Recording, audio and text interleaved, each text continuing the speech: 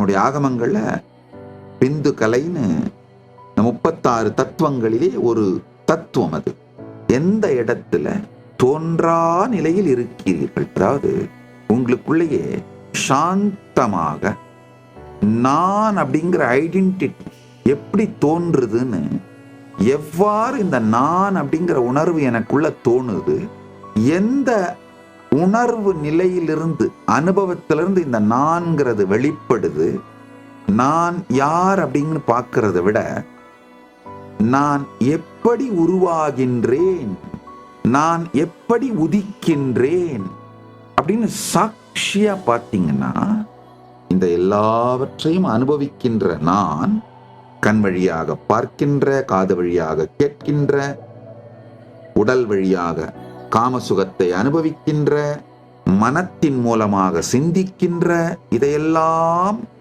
அனுபவிக்கின்ற நான் எப்படி உதயமாகின்றேன், அத பரமசாந்தத்தோடு தனக்குள் சற்றே திரும்பி பாருங்கள். தன்னை வியத்தல் நிகழும்.